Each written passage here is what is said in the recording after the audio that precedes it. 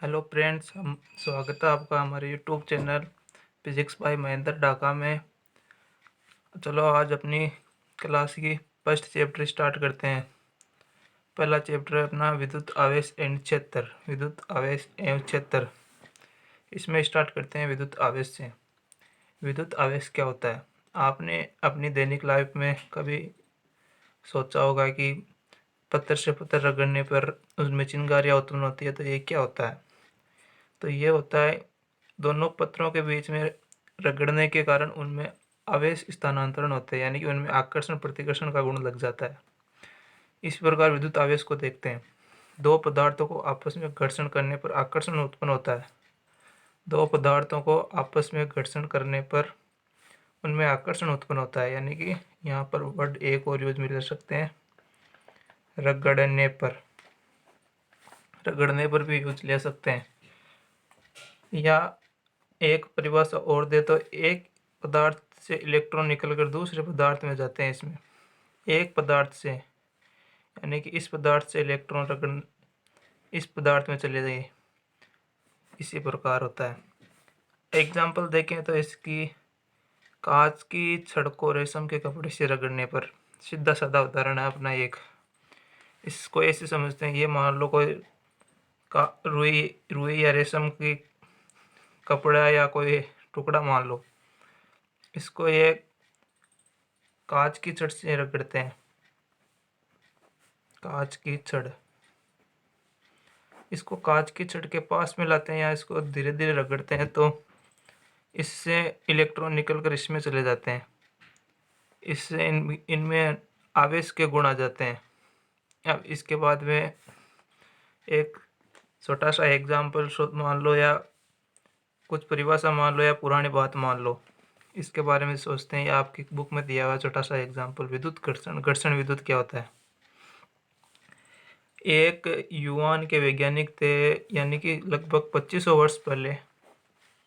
वैज्ञानिक नहीं, एक दार्शनिक है ये, थेल्स नाम के। इन्होंने क्या किया, एक ऊन, यानी कि ये ऊन का अंबर मान लो, अंबर कपड़ा, अंबर बोलते हैं, अंबर। अंबर के कपड़े को किसी कांच की छड़ से रगड़ा उन्होंने। तो उन्होंने देखा कि उन्होंने अंबर को क्या नाम दिया? अंबर को उन्होंने आवेश का नाम दिया, आवेश या स्थानांतरण का नाम दिया। तो उन्होंने देखा कि इन दोनों के बीच में अट्रैक्शन हो रहा है, यानी कि आकर्षण हो रहा है।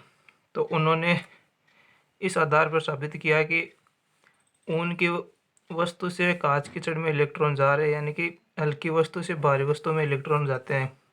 इसलिए उनके आधार पर एक माना जाता है कि आवेश हमेशा द्रव्यमान पर निर्भर करता है।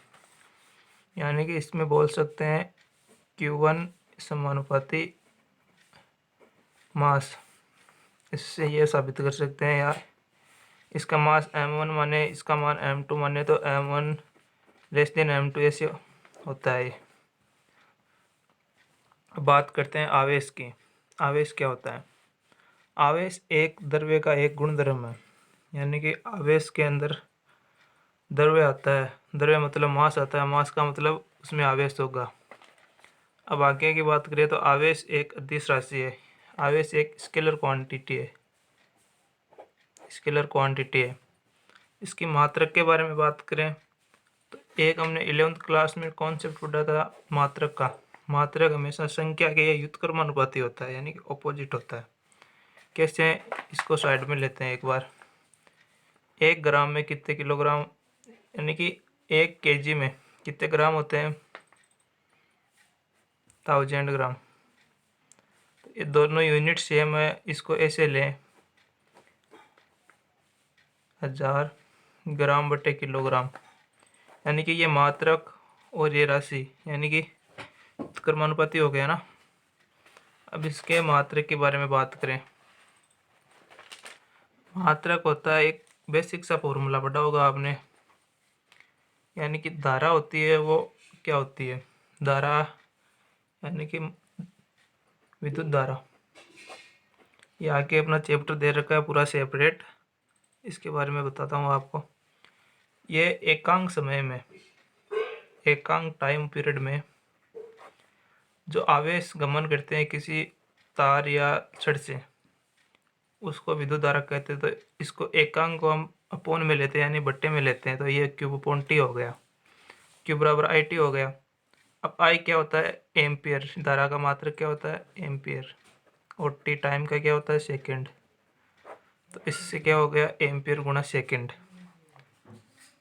अब आगे बात करें तो इसका एसआई मात्रक क्या होता है? एसआई मात्रक एम्पियर सेकंड, इसको हम कूलम बोलते हैं, इसको हम कूलम बोलते हैं। अब सीजीएस मात्रक की बात करें तो स्टेट कूलम होता है। ये बात हमें रट लेनी है या याद करनी है, क्योंकि ये इम्पोर्टेंट है और ये 1 नंबर में आ सकती है। अभी ये हमारे न्यूमेरिकल में काम आएगा। 1 कूलम बराबर 3 × 10⁹ स्टेट कूलम होता है, यानी कि कभी कभी मात्रक में चेंज मिल सकता है। अब विमा डायमेंशन की बात करें तो आई बराबर क्यू टी। आई की विमा, आई है धारा, टी टाइम, क्यू आवेश, एम्पियर गुणा सेकंड बराबर क्यू। एम्पियर को A1 से लिखते हैं और सेकंड को T1 से, यानी कि इसकी विमा हो गई A1 T1 यानी M0 L0 A1 T1। अब बात करते हैं एक कूलम में इलेक्ट्रॉनों की संख्या। एक कूलम में इलेक्ट्रॉनों की संख्या होती है 6 × 10⁸ इलेक्ट्रॉन। आवेश का सबसे बड़ा मात्रक फैराडे होता है। ये बात पे इम्पोर्टेंट, आवेश का सबसे बड़ा मात्रक फैराडे होता है। आवेश का सबसे छोटा मात्रक फ्रैंकलिन होता है। ये भी बढ़िया चीज़ है, आवेश का छोटा मात्रक फ्रैंकलिन होता है। अब बात करते हैं, ये बहुत इंपॉर्टेंट डाटा है, अपने पास रट लेना है, ये आगे बहुत काम में आएगा अपने।